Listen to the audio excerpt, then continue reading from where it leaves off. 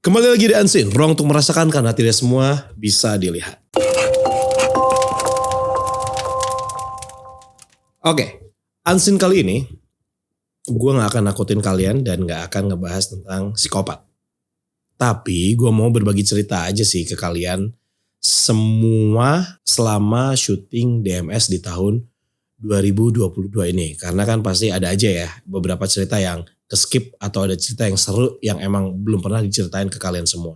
Nah, gue cerita berdasarkan apa yang gue rasain pribadi ya. Jadi ada beberapa konten di DMS yang ceritanya itu ada yang sedih, ada yang emang serem banget, sama yang lawak mulu juga banyak sih sebenarnya.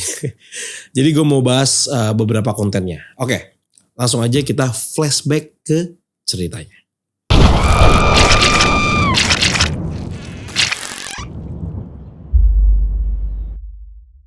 Oke, untuk yang pertama kita mau ngomongin episode yang belum lama ini tayang dulu ya. Kalau misalnya nggak salah itu tayang itu 19 November 2022. Ini bisa jadi salah satu episode di DMS yang menurut gue itu relate banget sama DMS di tahun 2022. Kenapa? Karena waktu itu kan kita collab sama Mas Mongol. Nah, penjelasan dari Mongol itu tuh spontan, jelas, gamblang, dan juga luas.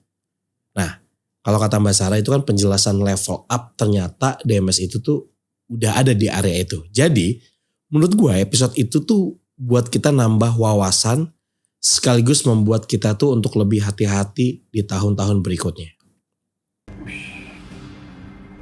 Gitu. Nah, kan kalau terakhir jadi kita nih kan kemarin sempat kita penelusuran di Amerika.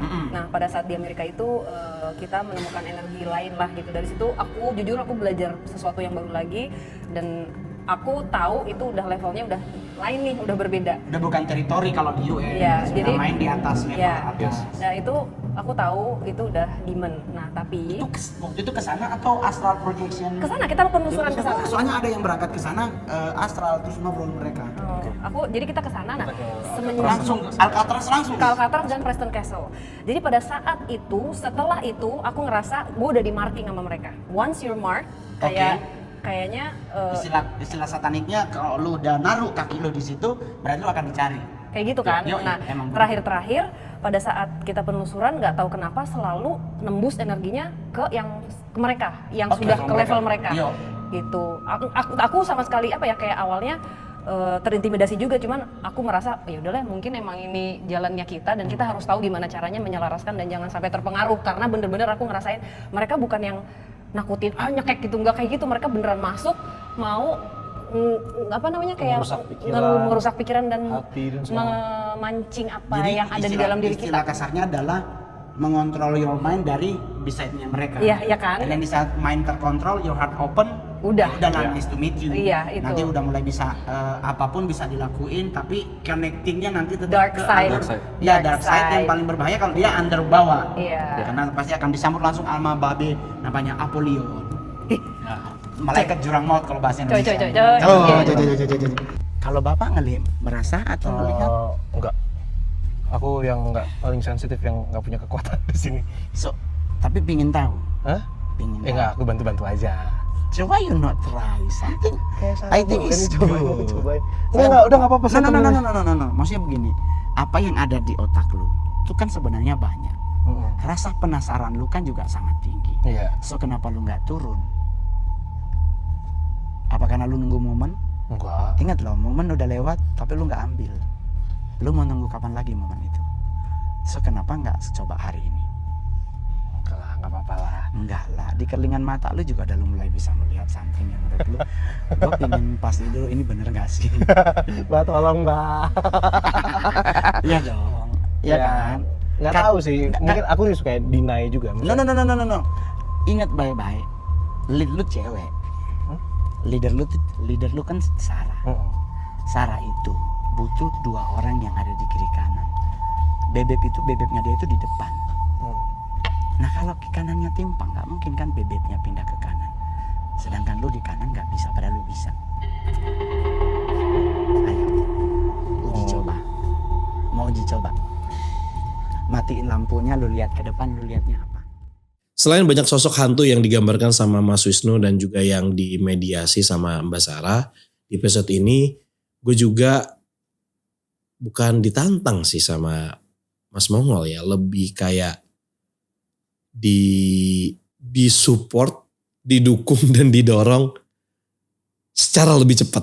Nggak dipaksa, secara lebih cepat untuk dibuka mata batinnya. Nah gue tahu sih pasti kalian penasaran kan sama jawaban gue pas ditanya hal itu. Oke, mendingan gue bahas aja di Unseen kali ini. Oke, sebenarnya kalau dibilang ragu, gue gak ragu. Gue gak takut. Gue gak gimana-gimana. Cuman gue ngerasa gue gak bisa. Walaupun sebenarnya Mbak udah pernah ngomong. Sebenarnya Fatfat bisa. Karena kan udahlah penjelasan Mbak di setiap konten kalau misalnya kita menyinggung masalah itu, Mbak selalu ngejelasin. Tapi Mbak itu gak pernah maksain. Tapi Mbak tahu porsinya gue di DMS. Bukan dari konten ya. Dari segi energi. Nah, karena Mbak tahu, ternyata Mongol juga tahu. Dan Mongol juga ngerasa bahwa sebenarnya gue bisa. Nah, gue bukan ragu karena gue yang ngerasa kayak gue gak bisa deh gitu. Dan walaupun sering ada kalimat atau kata-kata, iya Fadinya denial aja gitu. Iya sih. Iya sih, maksudnya kadang-kadang segala sesuatu yang memang kitanya yang gak mau ya gak akan pernah bisa dipaksain gitu. Walaupun gue mengiyakan, oke, ayo iya tolong dibuka. Tapi kan hati gak bisa berbohong gitu. Dan menurut gue udahlah cukup Mbak sama Mas Wisnu aja yang ada di situ. Yang bisa ngelihat. Aku di belakang mereka untuk menjaga mereka. Aku di depan mereka untuk mengawasi jalan mereka. Itu aja sih. Gitu. Karena di belakang gue masih ada Padem lagi yang lebih luas lagi untuk ngelindungin kita. Gitu sih. Jadi kayaknya untuk gue bisa dibuka mata batinnya. Mungkin belum saatnya. Karena mata hati gue juga masih bersedih. Gak nyambung. Nah. Hal menarik menurut gue di episode kali ini tuh, tadi gue sempat bilang bahwa ini relate banget sama kejadian 2022. Kenapa? Semenjak perjalanan kita ke Amerika kemarin, Mbak terutama dan kita semua itu kan bersinggungan sama makhluk yang mungkin bisa dikatakan sosoknya ini bukan sosok-sosok biasa, lebih ke demon ya kalau Mbak bilang. Nah, yang menarik ini di sini adalah ternyata Mas Mongol juga bersinggungan bahkan terlibat dahulunya pernah di area itu. Jadi ketika Mas Mongol menceritakan mengenai demon, satanis dan segala macam, jadi nyambung sama apa yang kita rasain di tahun 2022 ini semenjak kita di Amerika kemarin. Jadi apa ya, mungkin bisa dikatakan keras energinya tuh beda. Dan kalau dibilang udah bukan main-main lagi. Ya mungkin untuk lebih jelasnya kalian bisa nonton lagi tuh di episode DMS yang bareng sama Mas Mongol ya. Yang 19 November kita udah posting. Itu jelas dan gamblang banget. Dan kita udah bahas every detailnya. Linknya gue taruh di bawah sini juga.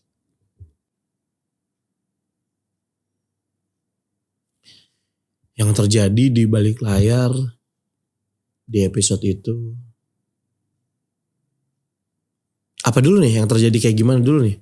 Yang tidak terekam, kalau yang tidak terekam karena tim DMS semuanya itu udah kompeten ya. Dan kayaknya gak pernah kehilangan momen sih sebenarnya. Gitu. Makanya selain kameranya banyak dan juga bagus, Padem. Kayaknya semua momen terekam sih. Cuman kalau misalnya dibilang yang tidak terekam itu lebih bukan tidak terekam sih menurut kita akhirnya kayak kalau nggak usah ditayangin kayak ditayangin. Cuman sebelum kita lanjut ke bukan apa ya ke spot berikutnya, Mbak itu kan selalu kayak apa yang Mbak lihat Mbak keep, apa yang Wisnu lihat langsung Wisnu gambar. Nah kadang-kadang Mbak tuh ngomong, Fat di sini tuh ada ini. Maksudnya bukan di episode ini aja ya. Sering. Bukan di episode ini aja. Jadi waktu Mas Mongol sama Mas Wisnu pergi ke satu tempat, Wisnu ngeliat apa, Mongol juga ngeliat hal yang sama. Nah itu sih yang buat gue takjub sih. Kayak kalau kata Mbak tuh bukan kaleng-kaleng. Kalau menurut gue sih itu lucu sih. Serem anjir. Bentukan-bentukannya udah aneh-aneh banget men. 2022 setelah dari Amerika tuh udah aneh-aneh banget. Kayak WTF gitu kan. Oke lanjut. Gue mau cerita antara ketiga konten kreator horor kecintaan kalian semua yang akhirnya berkolaborasi buat bikin satu atau suatu konten yang bagus banget di bulan Oktober kemarin.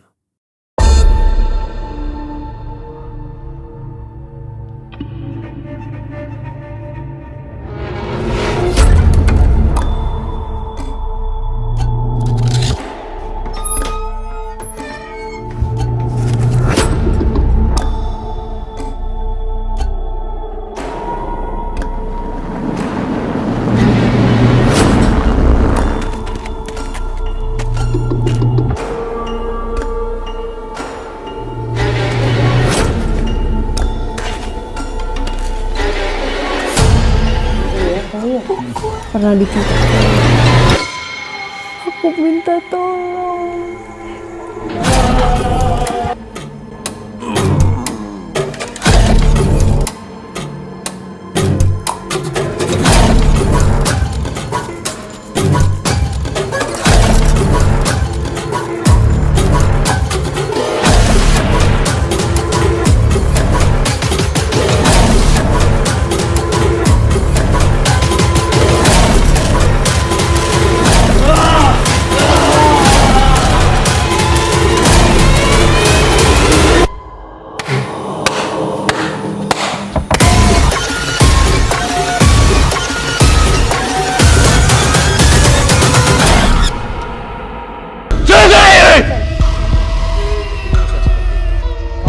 Yang tunggu di luar.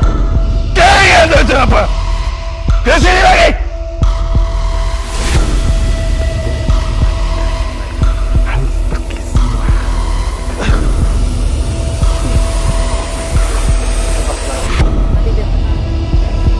Tolong dong.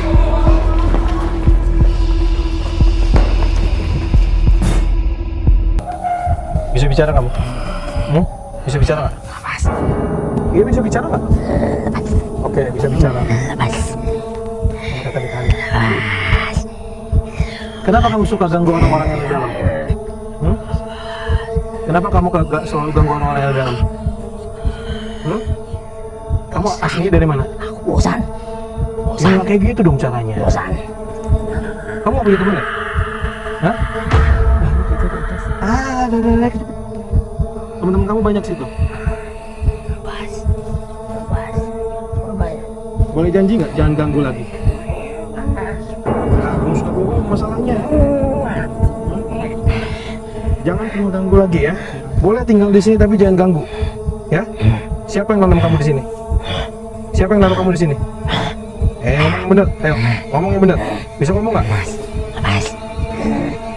Kalau nggak bener akan dilepasin.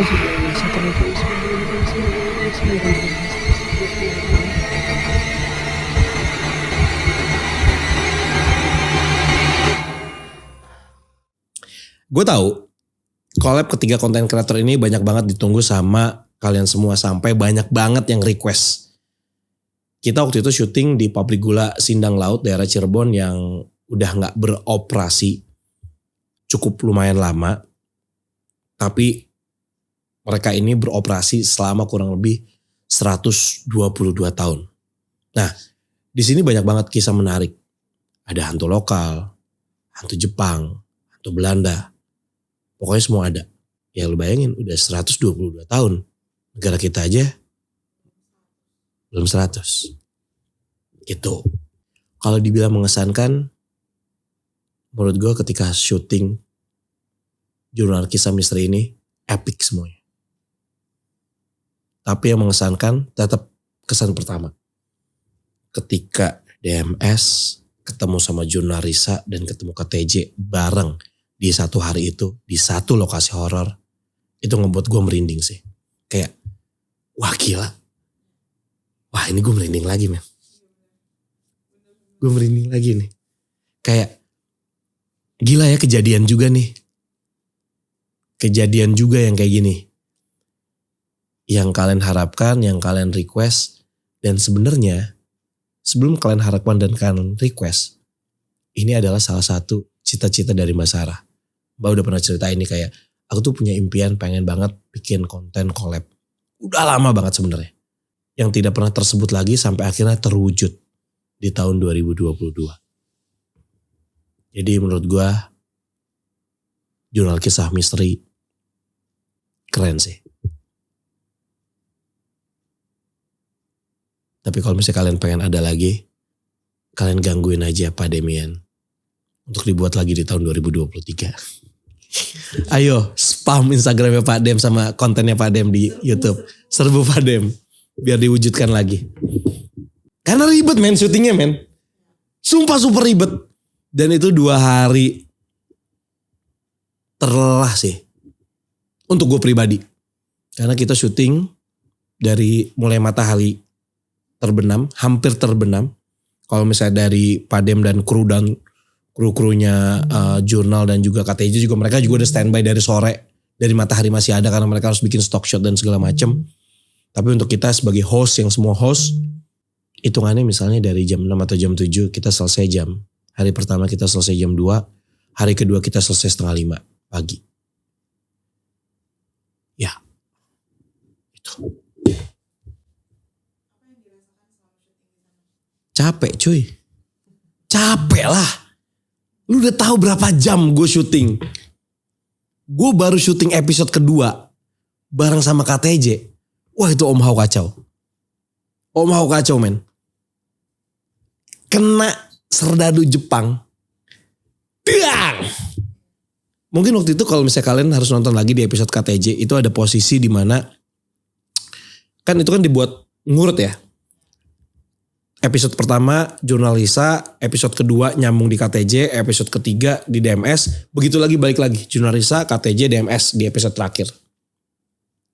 Di episode kedua, episode pertama aja gue udah keringetan. Walaupun gue gak ada di Jurnal Risa karena itu kan di mobil. Keringetannya kenapa bang? Iya gue kesana kesini gitu kan. Nah episode kedua gue nunggu Jurnal Risa datang sama Mbak dan juga Om Hao. Terus langsung masuk ke kontennya Om Hao. Mungkin kita kasih tahu dulu nih episode kedua Jurnal Kisah Misteri yang mana nih? Yang sama KTJ. Yang ini. Nah di situ gue memang tidak di dalam kamera. Gue standby di belakang kamera. Nah ketika waktu awal udah ketemu sama sosok Jepang ya kalau gak salah Jepang. Itu udah rame tuh, gue udah megangin Om Hao, itu aja gue udah keringetan parah. Terus gue akhirnya di belakang kamera, terus udah gitu sempat kejadian lagi, waktu itu ada sempat jadi masuk ya di Om Hao dan di kakak waktu itu. Dan ternyata yang masuk itu tuh relate kejadiannya. Jadi waktu itu si kakang itu mau ditarik tangannya, maksudnya kan itu kan yang narik sosok di dalam Om Hao, narik sosok yang dalam kakang. Tapi kan posisi apa yang gue lihat, ini kan bentuk fisiknya masih Om Hao dengan badan yang besar, kakang yang kecil, pasti tarik gitu kan sakit kan. Nah karena saking udah chaosnya, gue akhirnya lari ke dalam kamera, gue pegang Om Hao, karena gue tahu bahwa mungkin Om Hao gak bisa ngontrol badannya, karena memang Om Hao kadang-kadang memang ngasih 100% kepada makhluk itu. Nah gue kadang-kadang suka kasihannya apa? Yang megangin itu tuh main tarik-tarik aja. Makanya gue sempat bilang, jangan kayak gitu tangannya. Kenapa? Ketika nanti Om Hao udah balik, sakit men. Ya tangan ditarik begitu, nggak kayak gitu, makanya udah di sini gue yang pegang. Cuman karena memang Om Hao tenaganya besar dan segala macem, energinya juga gede, akhirnya mau nggak mau gue harus ngejatohin. Nah cuman nggak tahu dari KTJ nggak keambil gambarnya karena memang kejadiannya sepersekian detik banget, dan gue juga benar-benar nggak mikir. Karena kalau Om Hao tetap berdiri dan dia tetap napak di tanah, wah itu Om Hao nggak terhentikan sih. Akhirnya mau gak mau gue sedikit, gue juga gak tahu itu teknik apa ya. Cuman gue pokoknya ngejatuhin Om Hao untuk grounding gitu. Nah itu kan waktu itu kalau gak salah shotnya udah langsung ada di bawah. Yang gue meluk Om Hao dari bawah. Itu tuh ada gerakan apa ya, karate ya dulu gue ya.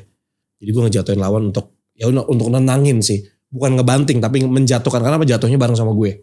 Dan badan gue di bawah gitu. Jadi gue tetap ngejaga Om Hao biar gak sakit. Biar gue yang sakit karena gue udah biasa sakit. Masuk. Oke. Di balik layar. Kalau di balik layar bisa nonton BTS-nya di kontennya Pak Dem sama gue. Udah itu ada semua di balik layar. Iya kan? Kasih lihat dulu dong nih. Nah kalau mau nonton selengkapnya nonton lagi aja itu. Oke. Di 2022 ini gue sama tim DMS ini berkesempatan buat datang ke Amerika dan melakukan penelusuran di sana. Tempat paling menyeramkan sepanjang sejarah DMS yang kita datengin yaitu penjara Alcatraz dan juga Preston Castle.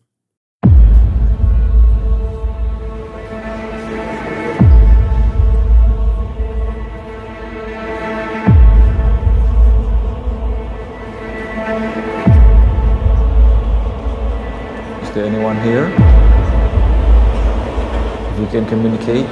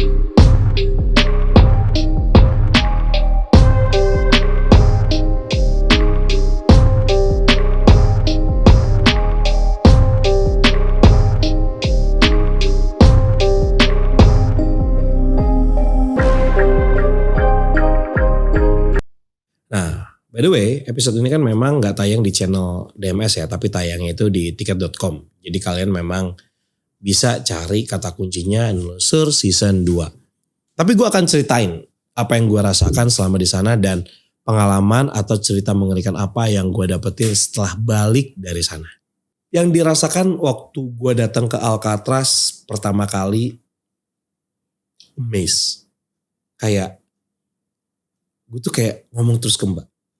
Mbak, ini kita beneran di Amerika Mbak. Mbak, ini beneran kita ke Alcatraz Mbak. Mbak, Fadim, Mas Nu, ini beneran nih. Kalau sama Wisnu, gue ngomong setiap di kamar. Sebelum kita berangkat ke Alcatraz. Mas Nu, besok bener nih kita ke Alcatraz. Serius dapat izinnya. Karena yang gue tahu, untuk izin syuting di Alcatraz itu, mungkin yang gue tahu ya kalau gak salah dengar. Karena kan ngomongnya pakai bahasa Inggris ya mereka. Misalnya selama setahun, bukan selama setahun sih, mungkin selama sebulan kali kalau gak salah. Misalnya ada 10 yang ngajuin untuk izin syuting di Alcatraz.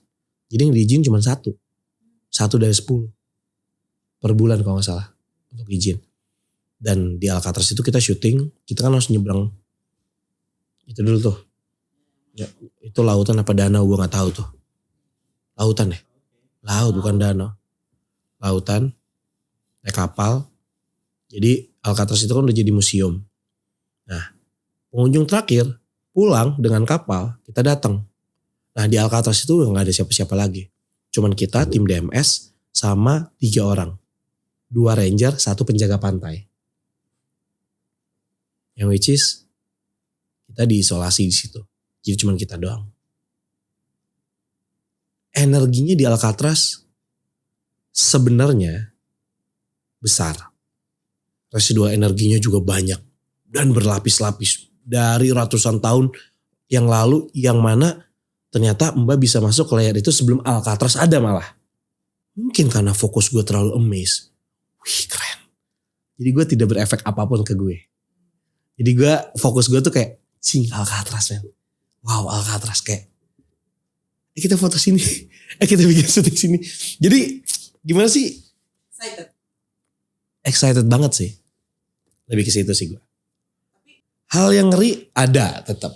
Dan hal yang aneh menurut gue. Ketika ada yang menyebutkan ada salah satu sel. Aduh gue lupa lagi nih. Sel blok. Aduh coba ingetin gue yang nonton Husur. Komen di blok berapa yang gue masuk sama Mas Wisnu. Sama semua sih, semua masuk ke situ. Yang gue ngerasa tiba-tiba. Wah gak enak banget. Terus Mas Nunu juga sempat kepancing emosinya. Dan pusing banget. Gue ngerasain vertigo men. Masuk ke dalam sel itu. Sampai akhirnya gue kayak. Enggak. Gue positive thinking. Ini kayaknya karena ada unsur logam, magnet atau apa yang ngebuat gue gak enak di situ. Gue masuk ke sel sebelahnya. Kagak ada apa-apa rasanya. Ini secara fisik ya. Kan gue gak bisa ngelihat ya. Ini secara fisik gue yang ngerasain. Sel sebelahnya gak ngerasain apa. Sel sebelahnya gak ngerasain apa. Itu tuh sel kecil yang keisolasi gitu loh. Wah itu gila sih. Gue hampir gak percaya kayak. Gak. Masa kayak gini sih rasanya. Itu bener-bener gak enak banget. Ibaratnya kalau lu syuting DMS di Indonesia. Itu rasanya tuh kayak cuman. Biasa itu kan. Pusing dulu. Mual dulu. Wah merinding. Ini tuh jadi satu. Sedetik itu. Per detik itu. Bup. Kayak. Apa nih? Makanya gue mikir. Magnet kah? Apakah? Atau ada unsur apa gitu. Kan itu kan kayak besi semua kan. Gitu. Itu sih. Tapi yang paling. Preston Castle sih. Karena ya udah. Castle doang gitu kan. Kayak. Ya udah Castle doang. Apa sih? Beda sama Alcatraz keren. Tapi ternyata isinya itu ngaco. Itu parah. Karena tempat itu ternyata selama dipakai itu banyak kejahatan-kejahatan terjadi. Banyak penyiksaan-penyiksaan terjadi. Dan banyak residu dan juga banyak sosok yang nyangkut di sana. Dan sosok yang paling dominan di sana yang mengganggu kita semua dan selalu mengganggu kita semua adalah sosok si Kumis. Dan itu kita hampir kepancing sih. Untungnya waktu itu Mbak ngingetin kita lagi. Jadinya kita gak masuk ke area situ. Dan menurut gue ini adalah selama tahun 2022. Enggak. Untuk gue pribadi. Selama 4 tahun gue di DMS. Preston Castle mungkin bisa gue jadikan tempat terparah sih buat gue pribadi. Kenapa? Karena belum genap 1 jam gue syuting. Gue udah lari keluar dan gue muntah. Sorry itu baru awal mulai syuting. Gue udah muntah. Ya itu sih. Gokil sih. Ada dong. Setelah pulang ke Indonesia gue kadang-kadang ngomongnya ada mix Inggris gitu. Berasa sih, berasa. Believe it or not. Wah kan jatuhkan lu. Waduh kaget gue. Untung jam tangannya bagus.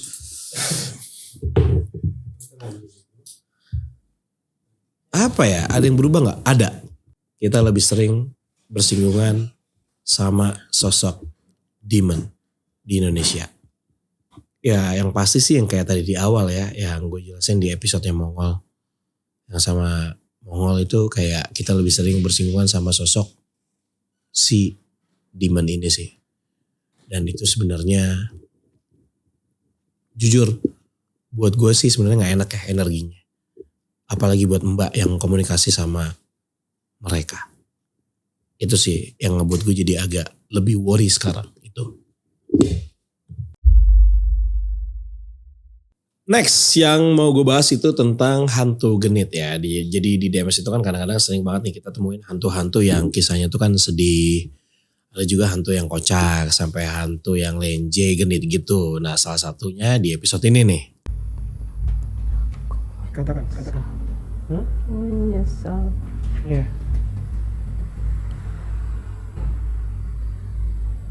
Apa itu? Itu yang kamu lakukan sama diri kamu sendiri.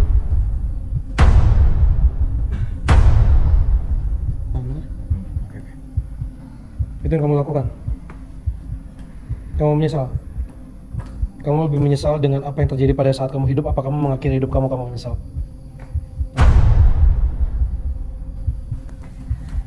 Itu bukan salah kamu kan, Tok? Apa itu? Kamu nusuk juga? Kamu nusuk diri kamu juga? Oke. Ya, saya tahu udah. Coba, kalau ngajak pacarnya ke situ, caranya dulu Tina gimana? Serius? Langsung gitu? Serius? Tidur sama aku yuk? Langsung gitu? Cowoknya mau? Itu gimana caranya? Kamu kenalan, udah kenal sebelumnya? Udah kenal? Terus langsung kamu ajak tidur? Berapa banyak?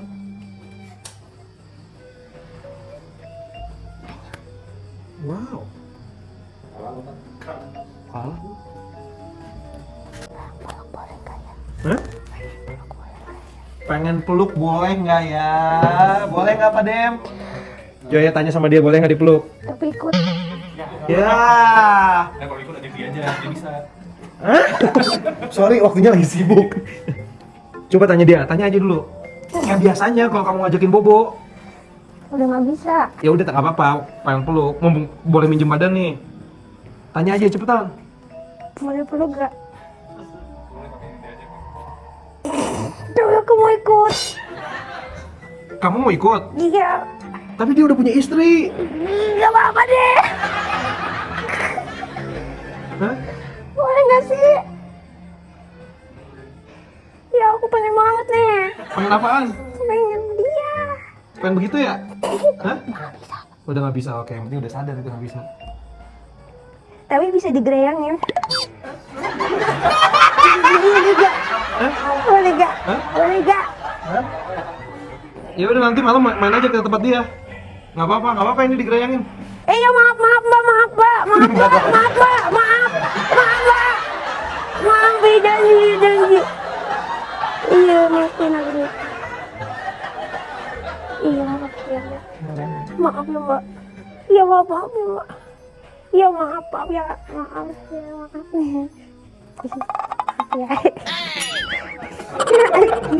Iya maaf. Ya maaf enggak. Iya maaf. Ya awalnya kita nemuin sosok hantu bernama Anto yang kisah hidupnya itu kan menyedihkan ya. Akibat dilecehkan dan kematiannya itu tragis banget.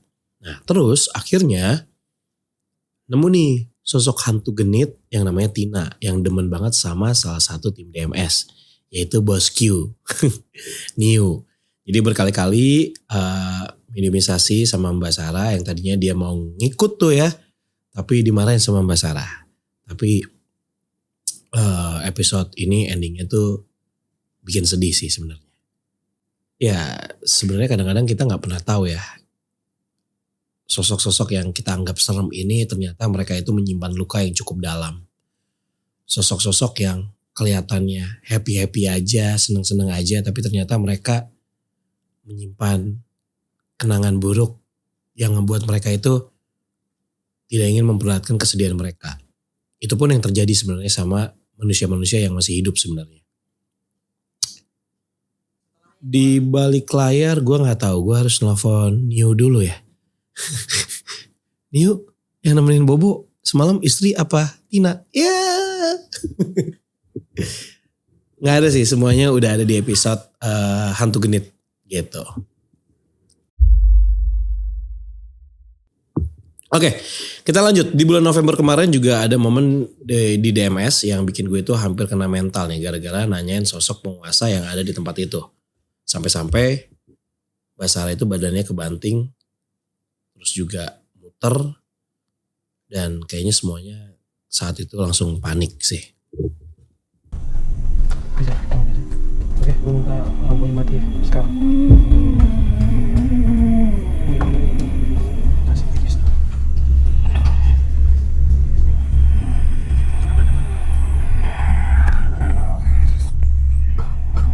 Dengan siapa saya bicara?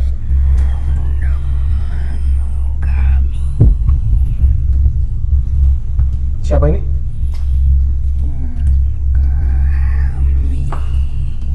Dengan siapa saya bicara?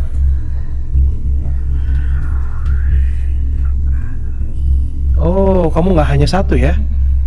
Dengan siapa aja di sini?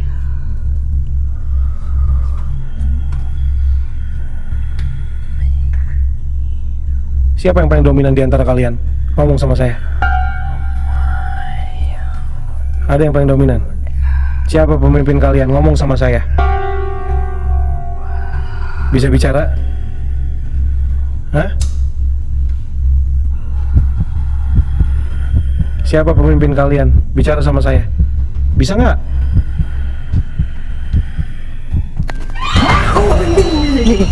Kamu panggil saya, kenapa kamu tidak? Saya mau bicara sama kamu.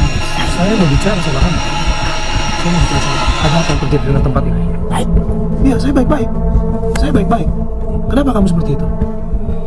Sekarang saya tidak tahu di dalam kalian itu ada siapa aja. Makanya saya mau bicara sama kamu. Bisa kita bicara baik-baik? Boleh tahu nama Anda siapa? Boleh tahu nama Anda siapa? Apa yang tidak baik-baik? Kenapa? Banyak yang tidak baik-baik sini. Banyak yang tidak baik-baik. Jangan terlalu ditanya ini, Bang. Ada yang tidak baik-baik sini? Banyak? Banyak yang tidak baik-baik datang sini, iya. Betul seperti itu? Betul seperti itu? Semua yang datang ke sini tidak baik-baik, iya.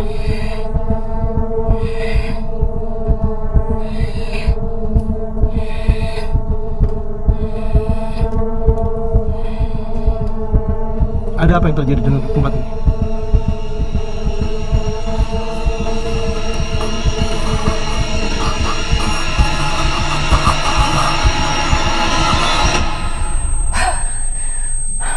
Nyalain lampu dulu. Minta air buat Mbak.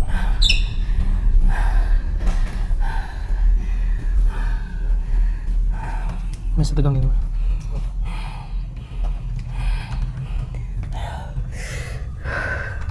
Sorry ya, Mbak. Tadi Mbak tiba-tiba loncat muter gitu. Iya, soalnya tadi aku pelan-pelan kan, Fadi tuh kayak tanya, yang dalam tuh mau masuk terus. Kan layarnya banyak tuh. Iya. Fadi nanya apa masa di sini siapa? Oh, masanya masuk. Aku nggak bisa nahan 10-20 layer soalnya terlalu banyak, Fat.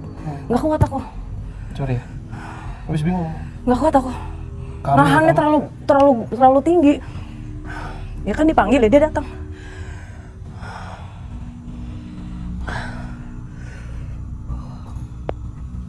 Bentuknya masih sama yang kayak tadi. Ya udah iblis.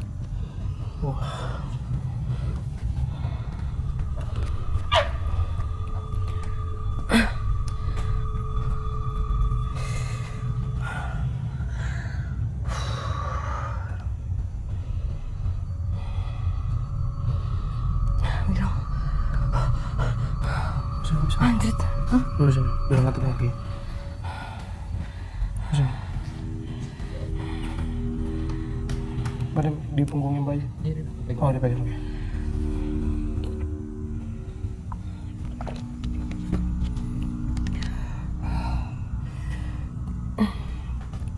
Jadi sumbernya itu ada yang paling ini, yang apa? Ya di tengah-tengah ini ada, karena yang datang banyak, yang negatif di sini akhirnya gue makan nih gitu. Jadi dia kayak nguasain Ini apa semua ini, Mbak? semua ini. Semua ini. Sakit anak. Ini nggak sih? Aku nggak lihat itu kenapa, tapi gua kalau bilang begitu gua nggak tahu. Gua tuh udah ini tuh dari yang punya panjang-panjang sih langsung keluar gitu. Nggak ada tadi anjing nusuk tangan itu tadi nusuk nih. Menyerang aku tadi. Nggak ada menyerang kan, dipanggil. Kan dipanggil. Langsung. Jadi dia gitu, kalau dia dipanggil dia akan datang. Cuman tadi nggak sempet ngomong, belum dijawab itu masalahnya. Iya, nggak apa-apa lah. Yang penting kita udah tahu. Mungkin hati-hati kali ya kalau next time kalau dapat yang kayak gini, jangan ditanya siapa masternya.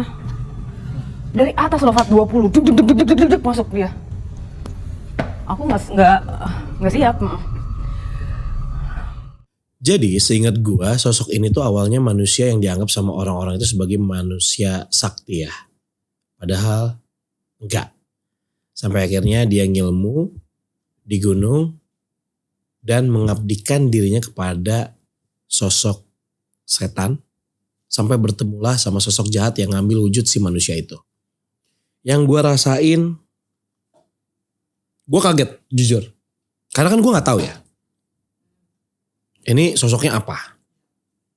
Apakah penguasa di situ apa bukan? Bener apa enggak? Karena ketika diajak ngomong, sosok yang ada di dalam Mbak waktu itu katanya kan berlayer-layer ya. Dan juga ada yang pemimpinnya lah istilahnya. Karena gak bisa diajak komunikasi, gak tahu kenapa di dalam hati gue kayak, wah lama nih kalau gak bisa ngomong-ngomong juga. Jujur gue memang tegas ngomongnya dan memang kelihatan rada nyolot. Tapi ya itu udah part of my job untuk menanyakan apapun yang terjadi terhadap sosok di lokasi itu ataupun apapun yang terjadi gitu kan. Jadi ya gue nanya dengan gaya gue sendiri. Walaupun memang terkesan agak nyolot dan nyebelin ya nanyanya. Ya udah, mana yang penguasa di sini ngomong sama saya. Karena gue nggak bisa ngelihat, itu tuh ternyata tiba-tiba langsung masuk ke badannya Mbak. Dan gue kaget banget sih ngeliat Mbak kayak gitu ya, jujur. Gue takut, bukan takut sama sosoknya, tapi gue takut sama Mbak. Karena itu gerakan yang Mbak lakukan itu bukan gerakan yang Mbak biasa lakukan dan itu cukup ekstrim menurut gue. Dari segi fisik ke badan Mbak juga gue kepikiran itu terus. Makanya sepanjang jalan episode itu gue minta maaf terus sama Mbak kan. Dan Mbak juga sempat kaget. Mbak sempat ngomong gini kayak, ya Fat kalau lain kali jangan nanya kayak gitu ya. Dia langsung masuk gini-gini. Wah itu gue langsung kayak, gue merasa bersalah banget sih sama Mbak waktu itu. Gitu. Cuman di satu sisi ya gue punya tugas untuk menanyakan apapun yang pengen gue tahu. Apapun yang kalian pengen tahu. Karena gue mewakili pertanyaan kalian selama ini gitu kan. Jadi gue akan mencari pertanyaan yang mewakili kalian dan ya apa, cerita apa yang bisa lu bagi. Karena kan ini judulnya Diari Misteri Sarah. Nah di dalam diary ini apa ceritanya? Karena gue ngerasa gak dapet ceritanya, ya gue harus nanya sama orang yang mau cerita. Tapi tetap, gue tetap gak enak sama Mbak. Mbak, minta maaf lagi ya Mbak. Setelah kejadian itu ya gue akhirnya punya trik sendiri sih. Kalau Mbak udah komunikasi pertama, dia gak bisa ngomong si sosoknya, gue akan diamin dulu sampai Mbak ngeluarin dia. Nah nanti sambil kita jalan ke spot lain atau titik lain, itu kan biasanya pada yang ngambil beauty shot kita jalan, hero shot dan segala macem. Itu biasanya gue ngobrol sama Mbak sosok yang tadi gimana, ada ini gak indikasi ke arah tanda kutip yang lebih ke demon ya. Kalau gak ada, langsung gue sikat, apapun gue tanyain. Tapi kalau Mbak bilang, Fat ini tuh sebenarnya ada lihat, nah gue akan lebih hati-hati. Tapi gue akan nanya dulu. Jadi jangan sampai kejadian kayak kejadian episode si sosok penguasa itu. Jadi kalau misalnya kalian belum nonton, kalian bisa nonton, linknya gue taruh di bawah juga ya. Oke, segitu aja kali ya. Kita flashbacknya gak usah banyak-banyak. Nanti kalau misalnya kalian masih penasaran dari beberapa episode DMS, kalian langsung aja cek ke channelnya. Langsung nonton aja dari awal sampai akhir biar gak penasaran sama apa yang gue ceritain. So, menurut kalian, selama tahun 2022 ini, episode mana yang ada di DMS yang paling kalian ingat atau ninggalin kesan tersendiri buat kalian? Coba ketik di kolom komentar biar kita tahu, dan semoga di tahun 2023 nanti DMS bisa lebih banyak lagi ngasih kejutan buat kalian semua. Dan semoga channel YouTube gue juga bisa berkembang lagi ke depannya ya.